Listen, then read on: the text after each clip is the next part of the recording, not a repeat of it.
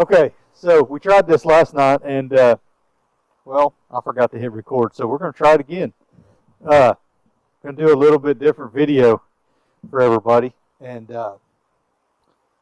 we're going to talk about almost 75 years worth of farming history for Redfern Farms.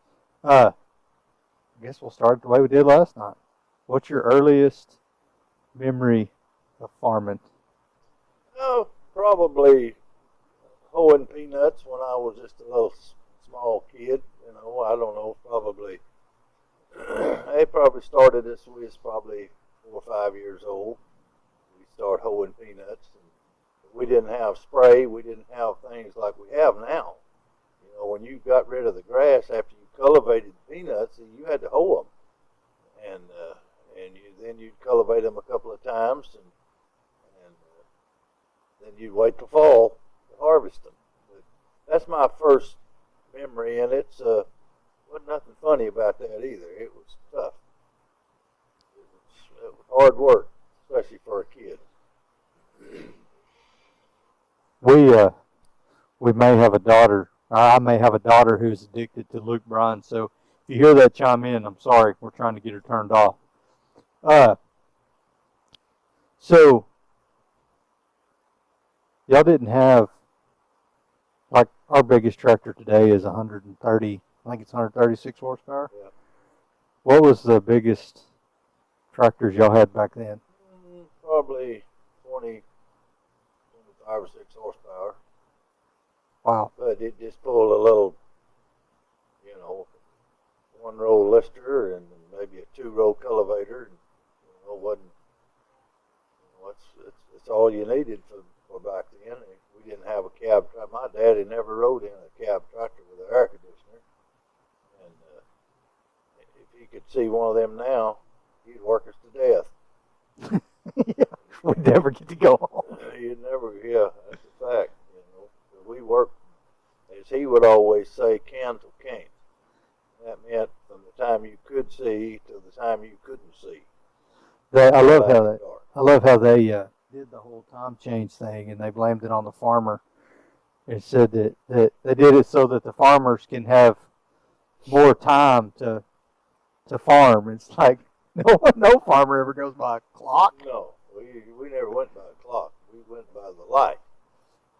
And that's just the way it was, And then they gave us headlights, and now we stay till we get on. So, farming, y'all did. What all did y'all farm? What all did y'all do when you was a kid? Well, we had, when I was a small child, we had cotton, peanuts, and cattle. That's the way, that was the farm. That's what we did, and I hated cotton because back then everything you did with cotton, other than cultivating it, and planting it, stuff like that, you did it by, you pulled the bolls, you did it all, drug a big sack behind you, and that wasn't nothing fun about that, I can tell you. Now, one of my favorite memories is one day my dad came home, and I can't believe I was lucky enough to be sitting there in the living room when he told my mother this. He always called her Babe. He said, "Babe, I've been thinking about something." And she said, what do you mean? And he said, "If we can't make a living with peanuts and cattle, we better get ready because we're going to be hungry because I'm not planting no more cotton. I'm through." And by the way, he didn't plant another row of cotton. We were through with cotton. And I still say, yeehaw. That's what I liked about it. But peanuts is something that my dad was really good at. He really knew what he was doing, and his dad farmed peanuts as well. So on the same farm, as a matter of fact. So 5 generations of us grew up on that farm there in Aubrey. And if I miss too many days in a row without going by there seeing it, I won't recognize it because it's been a big change, I'll tell you. Yeah, they're growing, instead of growing peanuts, they're growing houses these days. Unbelievable. They have made us migrate. Uh, I don't know, it took 100 and, I don't know, what were we there, 100 and something years? Yeah, I don't even long. Yeah, it's around the turn of the century. My grandfather came here, somewhere like that when he left Missouri and came to Aubrey.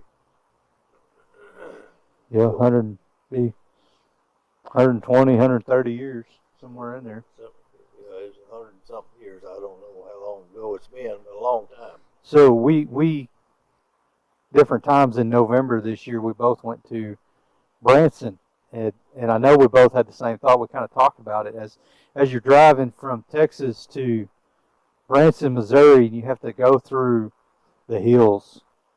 It was amazing to sit and think about what your grandfather, my great grandfather, went through on a wagon to get through the hills of Arkansas, and how brutal that would have been.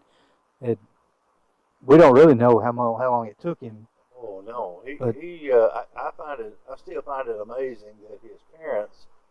He was 13 years old, and he was going to leave, and they said okay. So he found this.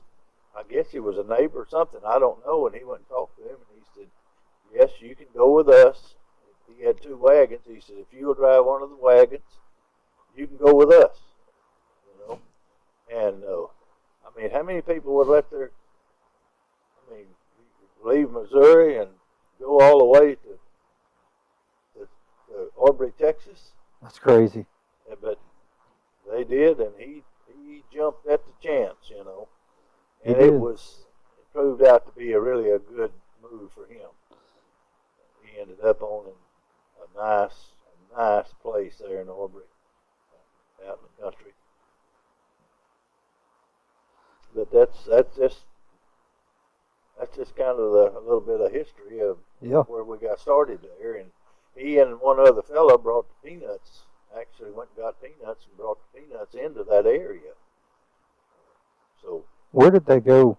Do you know where they went? I think they ordered those, if best I recall, somewhere in Georgia. Oh, it is the peanut capital of the world, I guess. Yep. So he brought the peanuts in, and then I think the last year that we planted peanuts was like 2002 or 2003, something like that, when it all changed, and if you can't store peanuts and get the price like corn, they hold their corn until the price gets to where they can sell it and make money. Peanuts got the same way, and we weren't designed for that. We can't. When we get the crop in, it's got to go to town. Right then. That's exactly right. So, And it was kind of bittersweet, but at the same time, it's. well, the next to the last year we farmed peanuts. They brought 33 cents a pound. The very next year, we made a real good crop, and they brought 13 cents a pound. And we lost money. And my brother and I looked at one another and said, "That's enough." And that's when we quit right there. We didn't plant any more peanuts. Well, you can't make that work. You can't lose like that. That won't fit. Anytime you buy fertilizer and keep your equipment going and fuel, and you just can't. That won't fit. Yeah. And it's good memories. So, we actually are different than a lot of farms because we both work full time. We're only doing this part time.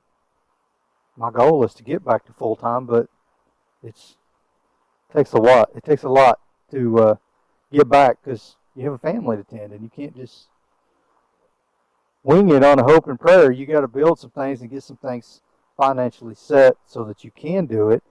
I know that I don't know how many kids did your grandfather have 9 kids, and then your dad had 7, and they figured out a way to do it. So it's and one of them did it through the Great Depression. So it's, well, I guess 2 of them actually, and so they figured it out. One of the stories, and I know you'll remember this story of FDR, his program about fixing the economy during the Great Depression, how he did that. I think it goes, he signed it into law. He comes by and counts, and you're only allotted so many cows or something, and they write you a check for the rest of them, and they go out there and just shoot them. The ones that you can't, they pay you for them and then just kill them off, and that corrected the market. And to my knowledge, I don't think we've ever had a crash like that. We haven't had anything like that. It's so far. Anyway. Most of my life, cattle prices have stayed relatively the same. They fluctuate a few cents, but they're not. There's too many people consuming beef for the market to just collapse. Now, hogs, on the other hand, they will fluctuate some. We didn't talk about that last night, but you did have a hog farm for a while. Yeah, I did. The Redfern Brothers Hog Farm. Yep. Y'all had 200 something sows, or we had a lot of hogs. And that was a fair to finish little deal. We're not above. Redfern Farms has never been above trying something. We you were talking about last night, that Granddaddy was very good at seeing the changes with trading in the team of mules to tractors, and he saw what was coming and knew that he better get on board with it or he's just going to get left behind.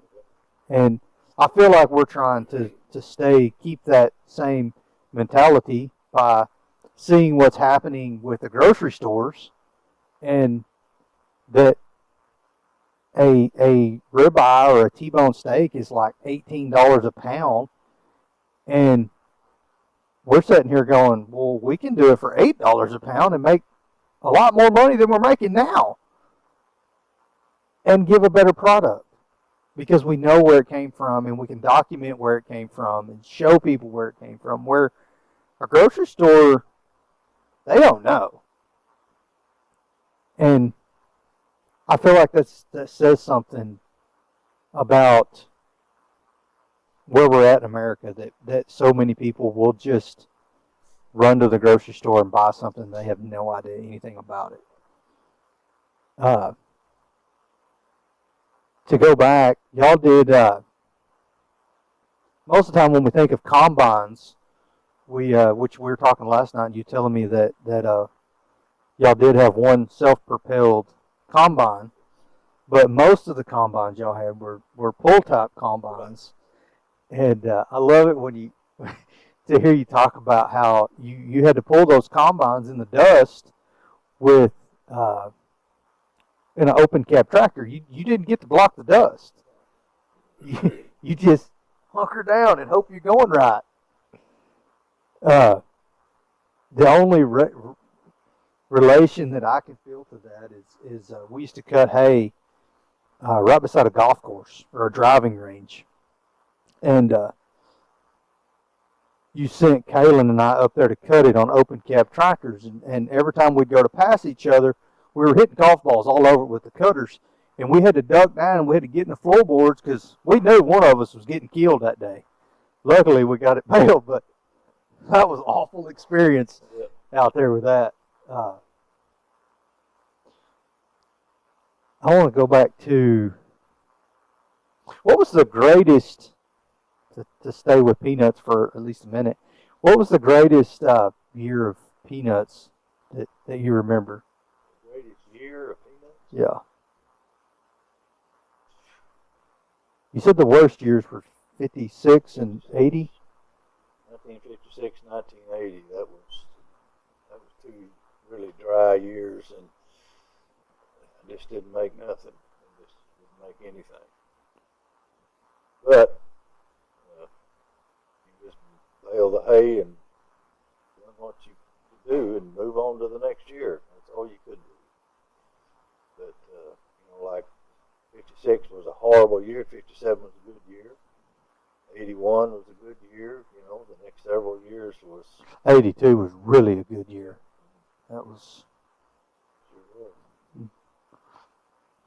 That was the year I was born. So if you hear people in the background messing around, my sisters here, my 4 older sisters that are really old, they are getting here tonight. It's almost Christmas here, and we're getting ready to have a sibling and our spouses all here for Christmas. And I don't know if your families out there get together like this, but I'm the youngest, and I'm actually fixing to be 39, and my oldest, what is Liz, 56, 7, something like that, 84? She's 56, and the other 3 are in between us, and we get together, just us and our siblings and our parents, and spend some time together. And it's important this time of year to get together. And I heard a video the other night about about Christmas, how Christmas is not, when we think of presents, we think about what we can give in the present today. What can we give today? And we sometimes get caught up in what we can get. And we need to remember what was actually taking place. What are we actually celebrating on Christmas? It's not about the birth of Jesus Christ. Yeah, it's not about this. It's not about what we can get. It's about what He gave. And it's amazing to see that and get the opportunity to live in a nation where we can do that. So where do you see technology and farming advancements going? Well, it just keeps growing, and equipment getting larger, and which means you got to redo all your gates and your fencing and everything like that. But it just keeps getting, they just keep developing bigger, better equipment, and that's the way it's supposed to be. You just live and learn. And when something doesn't work just right, then you upgrade it. And the next 2 or 3 years, it's going to get a whole lot better machine. And that right there's where we live. It's the same way with horses. Back when you had work horses, if one of them went in good, you start looking around somewhere to get rid of him and get another one. Well, if a piece of equipment doesn't work right, then you start figuring out how to gather up enough to buy a better piece of equipment. Yeah, that's where we're at today. Yep, that's where we're living. Well, and even in our with our hay and stuff, we try to get better, more efficient equipment. It's not just better, newer equipment. It's equipment that makes sense for what we're trying to do to be more efficient. I love how here around America we always talk about going green, and we always talk about taking care of this and taking care of that. And I'm like, farmers been doing that forever. Like, they're like, y'all are burning too much fuel out there. Well, we're trying to do everything we can to burn less fuel. Like, we're trying to be out there leaving a less footprint on what we're doing to make a better product at a better rate. And everything that we do gears towards us making our profits go down. And I love how I see farmers, especially in the hay business, I see farmers taking advantage of other people. And we've had several people throughout the years tell us that we need to have a minimum. Like, you got to have a minimum. And I don't remember, one guy told us it was like $600. You got to have a $600 minimum to come out here and bale the hay. And I'm like, no, we've always been that way. We can't do that. I'd rather tell somebody no and be honest with them as to rip them off. And but to our cattle deal, the advancements in cattle is really overlooked. It's cattle in the 50s didn't weigh hardly nothing compared to today.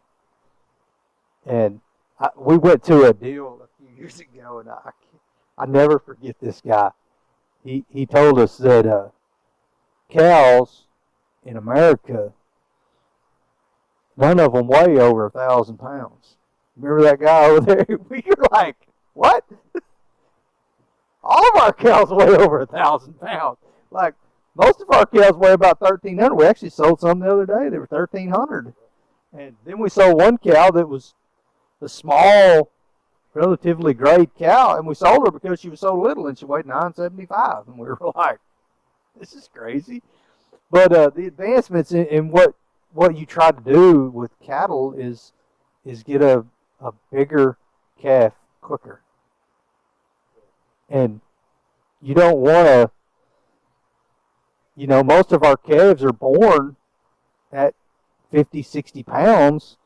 Well, at 6 months old, you want them to weigh at least 600. And if you're not doing that, you need to do some changes, whether it be with your cows or your bulls or whatever it is. It's our artificial insemination programs have come a long ways, and a lot of advancements in what we're trying to do. Trying to think about what else we talked about last night. Man, it was such a good video we didn't record last night. What else did we talk about? That's pretty much it. All right, y'all got questions? You can comment down below, and we'll try to answer them at some point. We're going to get off here in fellowship with our family and have a good time. Y'all will see this after Christmas, but y'all subscribe to our channel. Thanks.